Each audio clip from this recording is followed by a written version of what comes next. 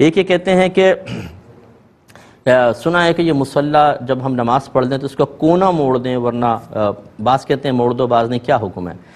دیکھیں بعض لوگ یہ کہتے ہیں کہ یہ کونا موڑ دیں ورنہ شیطان اس پہ نماز پڑھے گا۔ یہ بڑے بھولے لوگ ہوتے ہیں، اگر شیطان کو نماز پڑھنی ہوتی تو وہ اللہ کی نافرمانی کیوں کرتا، اور اگر اس کو پڑھنی ہوتی تو پھر آپ کی امامت میں کیوں نہ پڑھ دیتا، وہ آپ کو کیوں روکتا ہے نماز سے؟ وہ اس کو نماز کا بالکل سجدہ نہیں کرتا ہے۔ کونا موڑنے کا کوئی فائدہ نہیں ہے، نہ اس میں کوئی شرعی طور پر حکم ہے۔ ہاں اگر کوئی کرے بھی تو کوئی ناجائز نہیں ہے، ٹھیک ہے نا، اس کو منع نہ کرے، ٹھیک ہے بھائی تم کر لو اپنی تسلی کے لیے، لیکن اگر آپ سیدھا بھی بچھائے چھوڑ دیں تو کوئی جن وغیرہ آ کر یا شیطان آ کے اس پہ نماز نہیں پڑھے گا، وہ نمازوں سے بھاگتا ہے، نہ کہ آ کے سجدہ ریز ہو جائے۔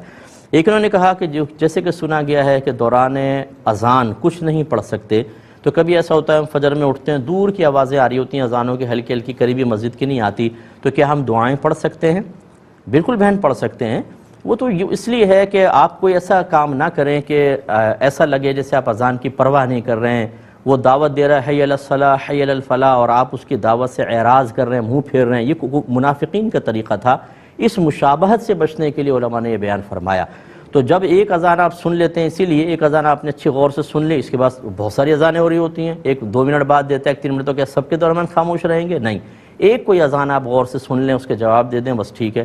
اور جیسے کہ آپ کہہ رہے ہیں ابھی اپنی مسجد کی اذان نہیں ہوئی، قریبی دور سے آوازیں آ رہی ہیں، آپ دعائیں وغیرہ پڑھتی رہیں، جب قریبی اذان کی ہو تو اس کو غور سے سن لیں۔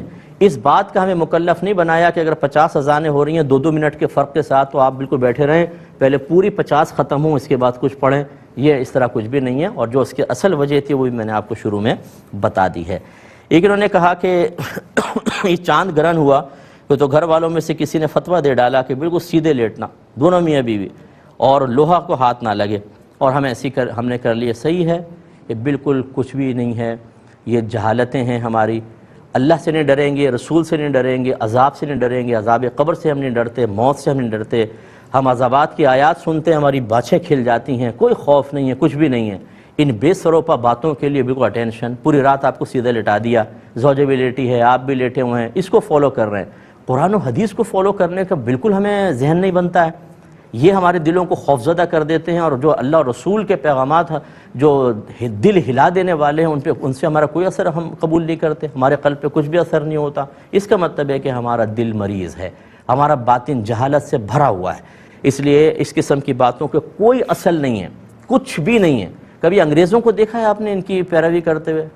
سورج گرہن میں، چاند گرہن کے اندر ان کے بچے کٹے پٹے کیوں نہیں پیدا ہوتے؟ ان کے سب صحت مند اور صحیح پیدا ہوتے ہیں۔ یہ سارا مسلمانوں کے اوپر وبال آئے گا، کیونکہ جہالت ہمارے ہاں بہت زیادہ ہے، علم سیکھتے نہیں ہیں۔ اور اسی طرح معذرت کے ساتھ ہمارے گھر کے بعض بڑے جو ہیں اس طرح کی بے سروپا باتوں کو گھر میں ایسے نافذ کرتے ہیں جیسے قرآن و حدیث کو نافذ کرنا چاہیے۔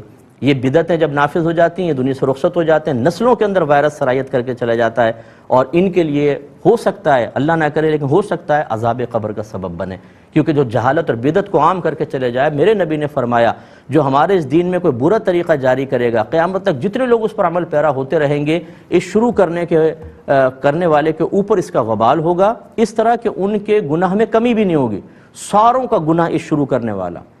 تو گھر کے سرپرست پہ کتنی بڑی ذمہ داری ہے، اور یہ قرآن اور حدیث بیان نہیں کریں گے، اس طرح کی بے سروپا باتیں ساری رات آپ کو سیدھے لٹا کر رکھا، اور پھر اب بچہ بڑا صحت مند پیدا ہوگا، کیا گارنٹی؟ کہاں سے پڑھا تھا بھائی آپ نے؟ نہیں سنی سنائی باتیں۔ اس لیے ان باتوں کی ان کی پرواہ نہ کریں تو بہت بیسٹ ہے، آپ کی باقی مرضی۔